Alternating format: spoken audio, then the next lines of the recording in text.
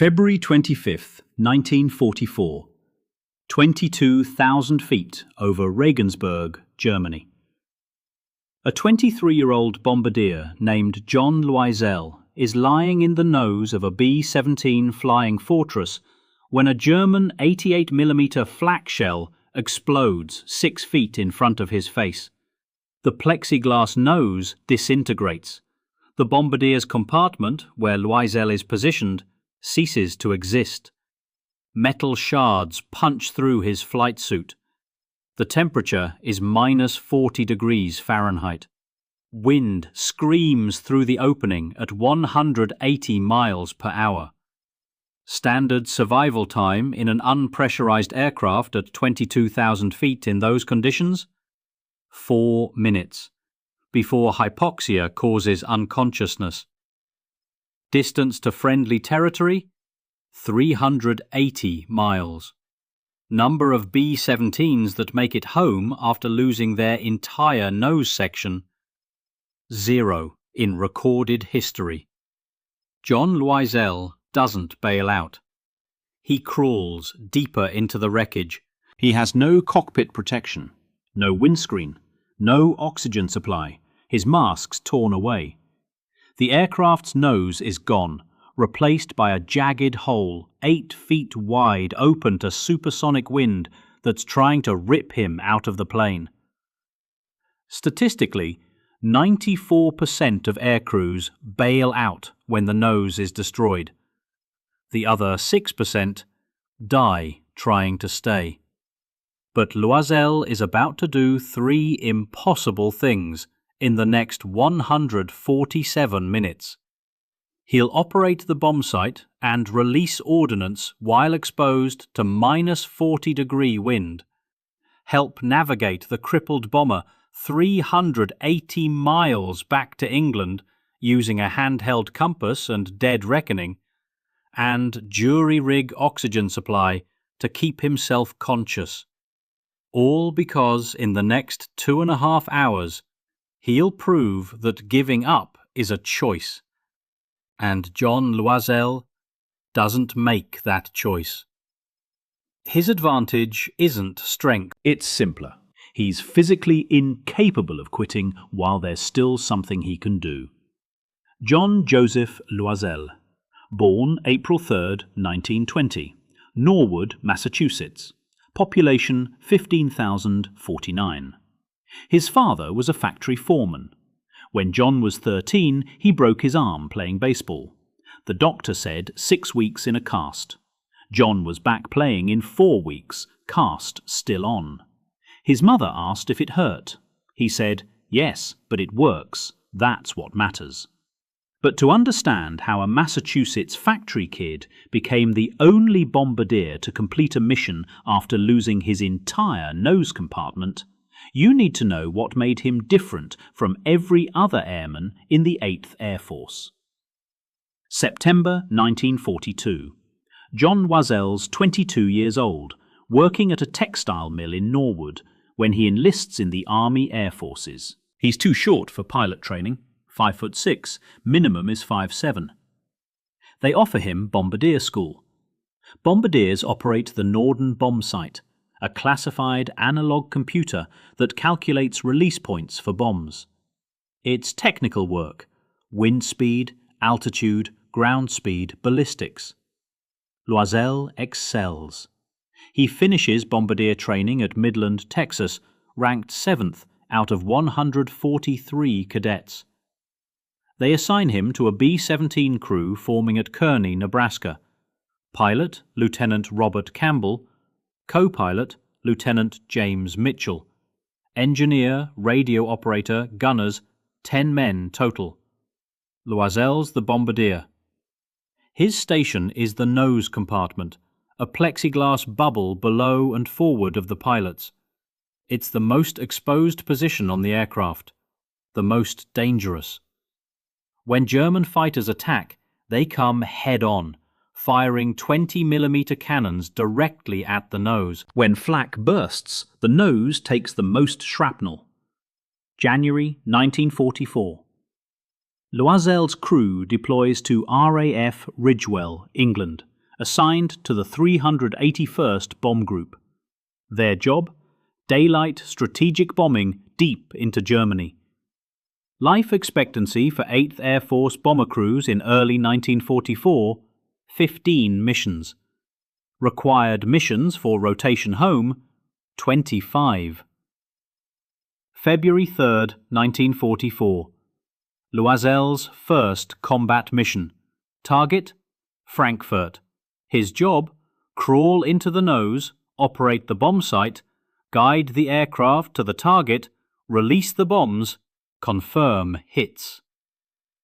The flak over Frankfurt is intense. Black puffs of shrapnel exploding at precise altitudes. One burst rocks the plane. Loisel can feel the concussion through the plexiglass. A piece of shrapnel punches through the nose, misses him by 8 inches, embeds in the bulkhead. When they land, the crew's shaking. Loisel just marks the flak hole with the grease pencil, writes, "Too close." His pilot asks if he's scared. Loisel says, "Being scared doesn't change the flak. Focusing on the bomb sight does." February 10, 1944. Mission to Brunswick. The aircraft ahead of Loisel's takes a direct flak hit, explodes. Loisel watches 10 men die instantly. Just a flash, then debris. That night, he writes in his diary, "Saw a crew go today. Could have been us. Could be us tomorrow. But worrying about it doesn't keep you alive. Doing your job does." February 20th, 1944. Big week. A concentrated campaign against German aircraft production. Loisel flies 3 missions in 4 days. Each time the flak gets worse. Each time he completes the bomb run, guides the pilot, releases ordnance on target. His pilot notes, "Loisel's the calmest man I've ever seen under fire. Either he's fearless or insane. I can't tell which." February 24th, 1944. Mission to Schweinfurt. Loisel's aircraft takes heavy battle damage. 1 engine out, hydraulics failing. They struggle back to England. Loisel spends the entire flight calculating fuel consumption, plotting alternate landing sites, preparing for emergency bailout. They make it. Barely. When they land, the crew's convinced they used up their luck. Loisel says, "Luck's what happens when you don't panic." By February 25, 1944, John Loisel has flown 9 combat missions. He's 23 years old. He's seen friends die, watched aircraft explode, felt shrapnel pass inches from his body. But nothing would compare to what happened next. February 25, 1944, 11:43 a.m. 22,000 feet over Regensburg. This is how he did it. The mission is maximum effort. 400 B-17s hitting Messerschmitt aircraft factories at Regensburg. Loisel's crew is flying in the lead squadron, the most exposed position. At 11:38 a.m., they begin their bomb run. Loisel's in the nose, eye pressed to the Norden bomb site, guiding the pilot with course corrections over the intercom. The flak starts at 11:41 a.m. German 88mm guns firing predicted barrages. Shells timed to explode at precise altitudes. Black puffs appear around the formation. Loisel ignores them. He's tracking the target through the bomb site, making minute adjustments. The aircraft lurches as flak bursts nearby. Metal fragments ping off the nose plexiglass. At 11:43 a.m., Loisel's making his final approach. Target's centered. He's 10 seconds from release. Then the shell hits. The 88mm round explodes 6 feet in front of the nose. The blast is white hot, deafening. The entire plexiglass nose, 8 feet wide, 4 feet tall, disintegrates. Shrapnel punches through Loisel's flight suit, cuts his face, arms, chest. The bomb site is destroyed. The forward bulkhead is shredded. Cold air screams into the compartment at 180 miles per hour. The temperature drops from 50 degrees to -40 in 3 seconds. Loisel's oxygen mask is ripped away. His goggles are gone. He can't breathe. The wind's too strong, forcing air out of his lungs. He's pinned against the bulkhead by the wind pressure. Blood from his wounds freezes instantly on his skin. Problem: at 22,000 feet without oxygen, he has 4 minutes before unconsciousness. With wind chill at -70, he has maybe 8 minutes before frostbite incapacitates him. The aircraft is over the target. The bombs haven't been released. The logic is factory simple. Bailing out means the mission fails. Staying means maybe he dies, but the mission succeeds. John Loisel didn't fly 380 miles into Germany to bail out before dropping bombs. He crawls forward into the wind. Loisel's face is pressed against the metal decking. Wind is roaring. He can taste blood, cold metal, aviation fuel. His hands are numb. He reaches for the emergency oxygen bottle mounted on the bulkhead. His fingers won't grip, too cold. He uses both hands, hugs the bottle to his chest, bites the valve open with his teeth. Problem: the emergency oxygen bottle has a short hose, designed for use while seated at the bomb site. The bomb site's destroyed. Loisel needs to move around the nose to reach the manual bomb release, but the oxygen hose won't reach. Solution: Loisel holds the oxygen bottle in his left arm, breathes directly from the valve, no mask, just raw oxygen in his face. He crawls toward the manual release lever.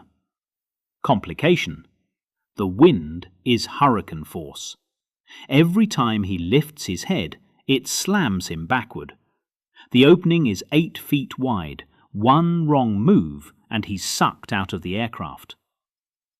Adaptation: Loisel wraps his right arm around a structural member, hooks his legs around another, pulls himself forward inch by inch.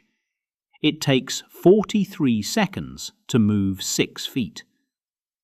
Problem: the manual bomb release requires 2 hands, one to unlock the safety, one to pull the lever. But Loisel needs one hand to hold the oxygen bottle, one hand to grip the structure. Solution: Loisel wedges the oxygen bottle between his chest and a metal brace, freeing both hands. He unlocks the safety, pulls the release. The aircraft lurches as 6,000 pounds of bombs drop away. Complication: the intercom is dead. The wiring was in the nose section. Loisel can't communicate with the pilot. The pilot doesn't know if the bomb's released or if Loisel's alive. Adaptation: Loisel crawls aft toward the flight deck, still clutching the oxygen bottle. He reaches the bulkhead door, pounds on it. The navigator opens it. Loisel shouts over the wind, "Bombs away! Nose is gone! I'm staying!" Problem: the pilot, Campbell, radios, "John, bail out! You can't survive up there!" Loisel radios back, "I'm the bombardier. If we're flying home, someone needs to navigate from the nose. I can see landmarks. You can't." Solution: Loisel retrieves a handheld compass from the wreckage, positions himself where he can see forward through the destroyed nose. He'll call out headings to guide them home. Complication: the wind makes it impossible to hold maps or charts. They disintegrate or blow away. Loisel's navigating by memory and dead reckoning. Adaptation. Loisel memorizes the route before each mission, major landmarks, rivers, cities, rail lines. He's calling headings based on visual references 22,000 feet below, seen through tears and blood freezing on his face. Problem. The emergency oxygen bottle runs out after 18 minutes. Loisel's at 22,000 feet with no oxygen source. He has maybe 90 seconds before hypoxia sets in. Solution. Campbell sees Loisel's oxygen situation, begins descending, dropping altitude to where oxygen isn't critical. But descending makes them vulnerable to fighters and flak. Complication. At 14,000 feet, German fighters appear. 4 Bf-109s attacking from the front. They're firing directly at the exposed nose where Loisel's positioned. He can see the muzzle flashes. Adaptation. Loisel flattens himself against the deck.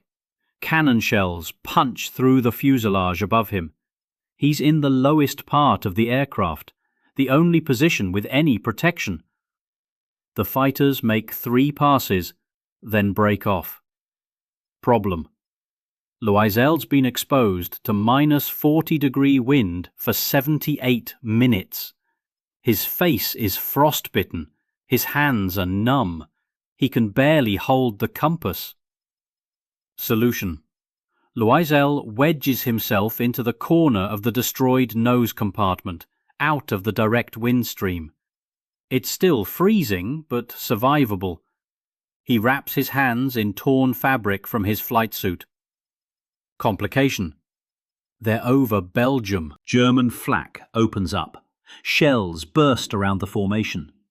Without a nose, their aircraft looks like easy prey. 3 German batteries concentrate fire on them.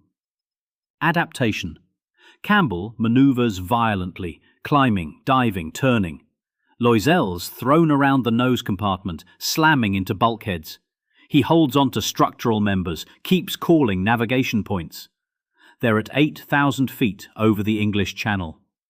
Loisel's been in the destroyed nose for 142 minutes. His face is black with frostbite. His flight suit is frozen stiff with blood. He can't feel his hands or feet. But he can see the English coast, white cliffs 12 miles ahead. Campbell radios. "John, we're almost home. You still with us?" Loisel keys his mic. "Still here. Cliffs at 12 o'clock. 6 minutes to landfall."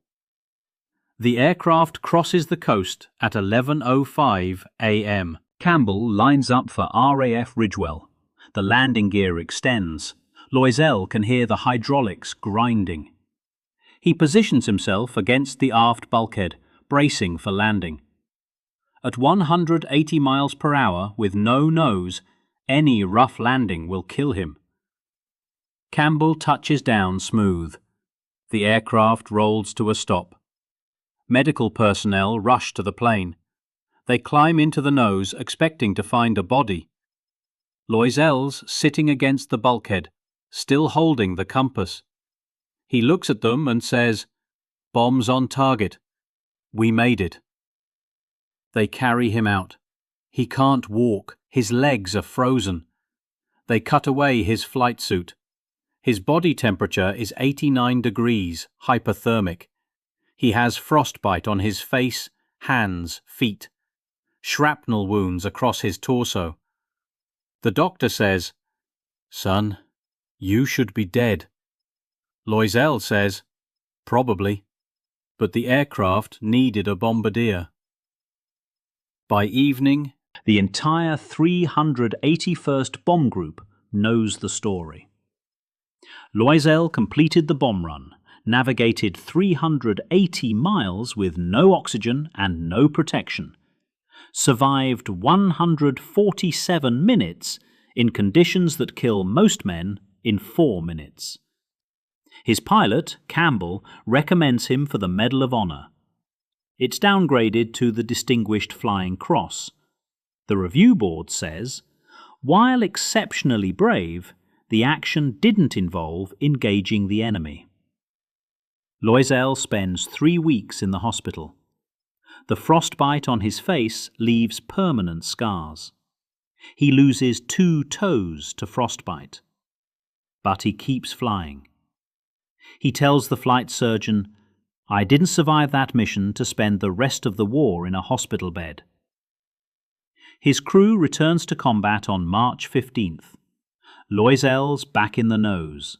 They fly 16 more missions together, complete all 25. All 10 crew members survive the war. The impossible part isn't that Loisel survived. It's that he chose to stay. Every survival instinct said bail out. Every regulation said abandon aircraft. Loisel calculated differently. The mission isn't over until you're home or dead. Since he wasn't dead, the mission continued. April 11th, 1944, 6 weeks after Regensburg. Loisel's bombing an airfield near Berlin when their aircraft takes direct flak, hitting the No. 3 engine. The engine explodes, tears away from the wing, leaves a 4-foot hole. Fuel streaming from the wing, fires spreading. Standard procedure, bail out before the wing burns through. The pilot gives the order. 8 crewmen bail out. Loisel and the pilot remain. Campbell's trying to control the aircraft. Loisel crawls back to the wing root with a fire extinguisher, aims foam into the wing cavity. The fire goes out. They nurse the crippled bomber 240 miles back to England, land safely. What this proves: Regensburg wasn't luck. It was character. John Loisel doesn't quit when it's hard. He quits when it's finished. And it's never finished while he's still breathing. Loisel completes 25 missions, returns to the United States in June 1944. The Army Air Forces wants to send him on a war bond tour. He declines. He says, "I'm not a hero. I'm a bombardier who did his job." They insist. He goes on a 3-week tour, hates every minute. He tells a reporter, "The real heroes are the guys who didn't come home." He's discharged in November 1945, returns to Norwood, works at the same textile mill, same job he left 3 years earlier. Foreman asks if the war changed him. Loisel says, "It taught me that most things people call impossible are just hard, and hard's not a reason to quit." He works at the mill for 37 years, never talks about the war, attends a few 381st Bomb Group reunions, but mostly keeps to himself. In 1982, a local newspaper interviews him. The reporter asks about Regensburg. Loisel says, "I just didn't want to let my crew down. That's all." Some things you never stop being. John Joseph Loisel. Died March 14th, 1998. Norwood, Massachusetts. Age 77. Cause: pneumonia. He's buried at Highland Cemetery, Norwood, Massachusetts. Section Veterans, Plot 47B. The headstone reads, John J. Loisel, 1st Lieutenant, U.S. Army Air Forces, Distinguished Flying Cross, 1920 to 1998. No aircraft named after him.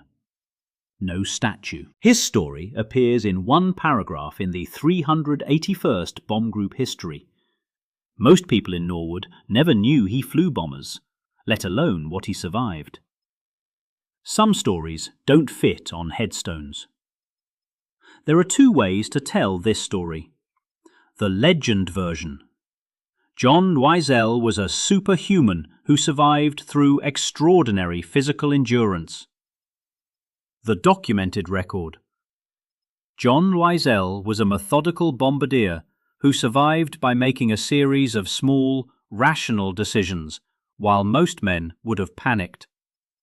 Both are true. Both are remarkable. But here's what matters. Loisel didn't stay in that nose because he was brave.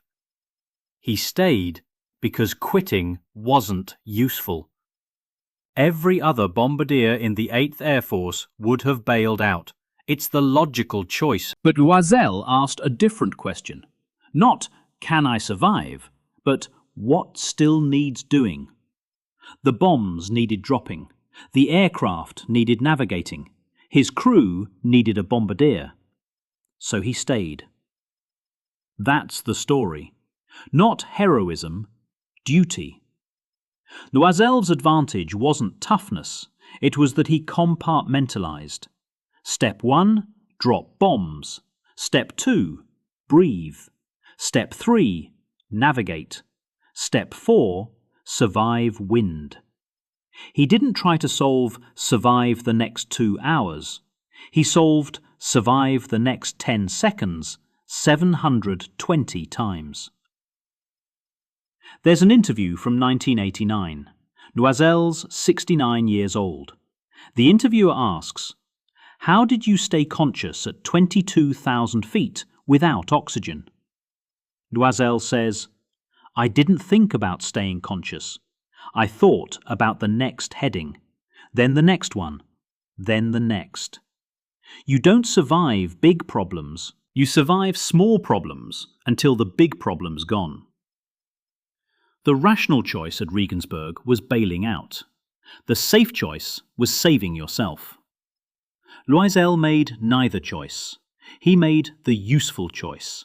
Stay until the job's done, or you're incapable of doing it. Since he was capable, he stayed. When Loisel died in 1998, his obituary in the Norwood Bulletin was 4 sentences. It mentioned he worked at the textile mill, survived by his wife and 2 children, served in World War II. No mention of Regensburg, no mention of the Distinguished Flying Cross. The last thing Loisel said about Regensburg, recorded in a 1995 interview, was, "People ask if I was scared. I don't remember being scared. I remember being cold. I remember thinking my crew needed me to do my job. So I did it." That's not heroism. That's just not quitting. Not death before dishonor. Not courage under fire. Just, the job wasn't done, so I kept working. Because at Regensburg, John Loisel faced -40-degree wind, no oxygen, and 380 miles of enemy territory, and decided those were just problems to solve, not reasons to quit. Some men bail out when the plane breaks. John Loisel stayed, because broken planes still need bombardiers. And that's the only logic that ever mattered to him. He spent 147 minutes proving that quitting is a choice, and you can choose not to.